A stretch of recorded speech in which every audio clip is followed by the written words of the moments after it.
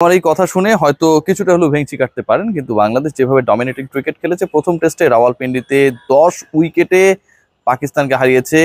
বাংলাদেশের টেস্ট ইতিহাসে প্রথমবার টেস্ট উইন রেজিস্টার করেছে পাকিস্তানের এগেনস্টে, সেটা পাকিস্তানের মাটিতে। এবং একই সাথে দল যেভাবে ব্যাটিং বোলিং দুই ডিপার্টমেন্টে কম্প্যাক্ট পারফরমেন্স শো করেছে, সেটাই পরের টেস্টে এই ধরনের আত্মবিশ্বাসী হওয়াটা আমার কাছে মনে হয় খুব বেশি অমূলক না। সেই ম্যাচের আগে অর্থাৎ পরের টেস্টের আগে সবচেয়ে বেশি আলোচনায় আগের টেস্টের পারফরমেন্স ছাপিয়ে সাকিব আল হাসান আপনারা জানেন যে সবশেষ টেস্টে তিনি ব্যাট হাতে খুব একটা উজ্জ্বল ছিলেন না, কিন্তু বল হাতে স্পেশালি সেকেন্ড ইনিংসে, বাংলাদেশের বোলিং ইনিংসের কথা বলছি, সেখানটায় কিন্তু পাকিস্তানের টপ অর্ডার বলেন এবং তাদের ব্যাটিং স্তম্ভ গুড়িয়ে দিতে একটা বিগ রোল প্লে করেছেন, ক্লিনিক্যাল রোল প্লে করেছেন। সেই সাকিব হত্যা মামলার আসামি, মামলা হয়েছে 28 নম্বর আসামি, 156 জনের মধ্যে 28 নম্বরে তার নামটা রয়েছে। আদাবর থানায় যে মামলা হয়েছে, এরপরে দলে থাকবেন কিনা সেই সংশয় কিন্তু কেটে গেছে। গেল রাতে মোটামুটি আমি আপনাদেরকে কনফার্ম করেছি যে সাকিব আল হাসান সেকেন্ড টেস্টের স্কোয়াডে থাকছেন। স্কোয়াডে যদি তিনি থাকেন, তিনি দলেও থাকবেন। এবং Najmul Hossain Shanto, captain of the test side, all three ফরম্যাটসেরই আসলে তিনি ক্যাপ্টেন, তিনি কিন্তু এনশিওর করেছেন যে সাকিব আল হাসান যেই পারফরমেন্সটা প্রথম টেস্টে করেছে, পরের টেস্টে তার কাছ থেকে আমরা আরো বেশি প্রত্যাশা করি। তার মানে সাকিবের 11-এ থাকা নিয়ে কোনো ধরনের সংশয় নেই। সংশয় যেটা ছিল সেটা হচ্ছে যে আমি বলার পরেও আসলে বাংলাদেশ দল এবং সাকিব আল হাসানের অবস্থানটা কি, একটু আপনাদেরকে এক্সক্লুসিভলি কিছু তথ্য এখন শেয়ার করছি। নাম্বার 1, ইসলামাবাদে বাংলাদেশ দলের সাথে অনুশীলনে সাকিব আল হাসান ভালোভাবেই আছেন এবং ছিলেন। অর্থাৎ সেকেন্ড টেস্টের যে প্রিপারেশন শুরু হয়েছে, সেই প্রিপারেশনের বিগ পার্ট সাকিব আল হাসান, এবং সেটা কন্টিনিউয়াসলি শুরু হয়ে গেছে আজকে থেকে। গুরুত্বপূর্ণ point to be noted. Second part সেটা হচ্ছে সাকিব আল হাসানকে জানিয়ে দেওয়া হয়েছে অফিসিয়ালি যে সে দ্বিতীয় টেস্টের দলে থাকছে। অর্থাৎ সাকিব আল হাসানের মধ্যে যে সংশয় ছিল যে সাকিব শেষ পর্যন্ত থাকবেন কি থাকবেন না, আইনি কিছু জটিলতা ছিল, কিছু জনমত গড়ে উঠেছে, বড় একটা অংশ জনমত গড়ে উঠেছে ইনফ্যাক্ট সাকিব আল হাসানের রিসেন্ট পাস্ট কিছু কর্মকাণ্ডের কারণে, যে তাকে আসলে দলে রাখা উচিত না। এবং এরকম একটা লিগ্যাল নোটিশ পাওয়ার পরও বাংলাদেশ ক্রিকেট বোর্ড কেন একজন অপরাধীকে, অনেকে এভাবে বলার চেষ্টা করেছে, দলে রাখবে।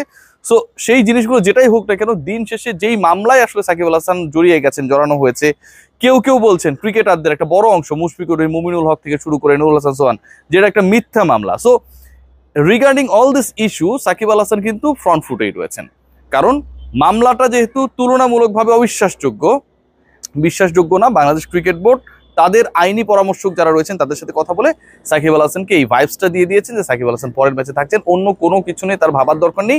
যদি লিগ্যাল কোনো ধরনের অ্যাসিস্ট্যান্স দরকার হয়, সেটাও বাংলাদেশ ক্রিকেট বোর্ড তাদের পক্ষ থেকে দেবে।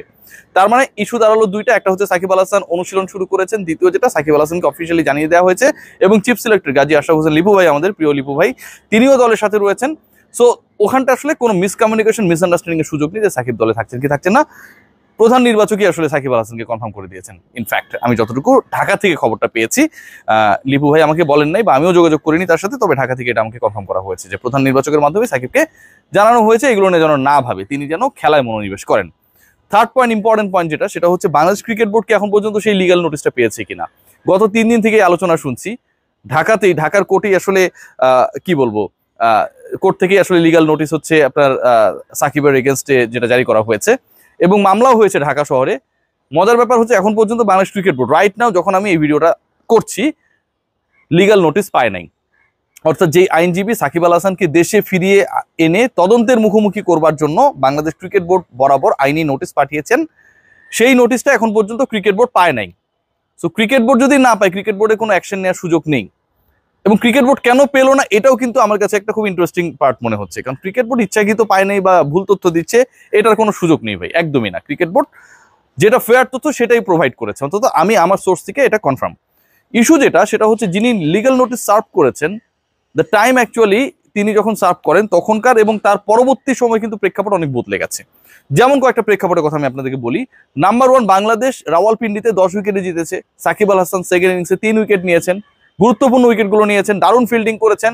তিনি রিজওয়ানের ফাইজলামি ফাতরামির কারণে বল থ্রু করে মেরেছিলেন, কিপার সেটা ধরেছে, এই কারণে তাকে জরিমানা করা হয়েছে।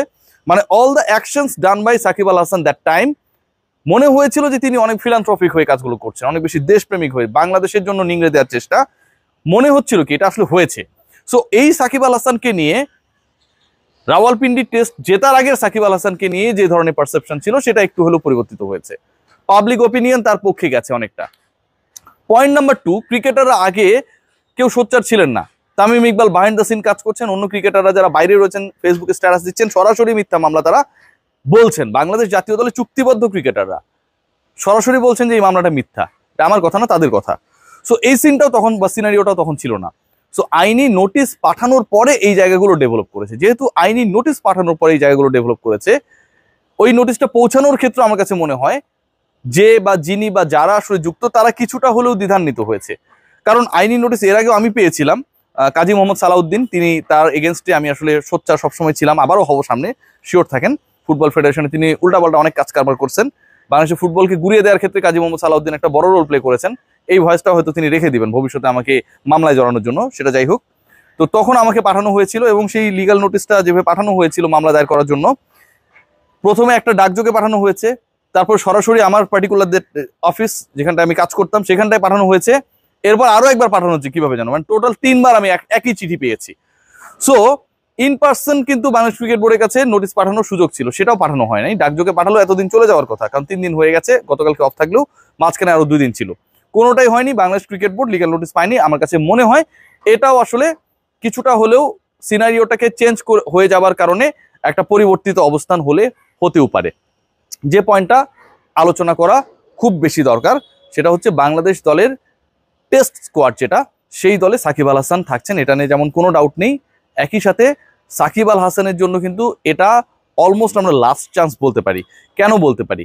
কারণ এই টেস্টের পরে কিন্তু আপাতত খেলা নেই, পরের মাসে ভারতের বিপক্ষে খেলা, এবং তখন পদ্মা, মেঘনা এবং তিস্তা ব্যারেজ দিয়ে অনেক পানি গড়িয়ে যাবে। আসলে পরিবর্তিত সিচুয়েশনে কি হয় সেটাও দেখার বিষয়। আরেকটা জায়গা নিয়ে আমার খুব ডাউট রয়েছে, যে ডিসকাশনটা কেউ করেন নাই। আপনারা সবাই জানেন যে এমপিদের জন্য যে কূটনৈতিক পাসপোর্ট তৈরি করা হয়েছিল বা অনুমোদিত ছিল, যারা এটা ক্যারি করতেন, সেই পাসপোর্টসগুলো হচ্ছে বাতিল করা হয়েছে।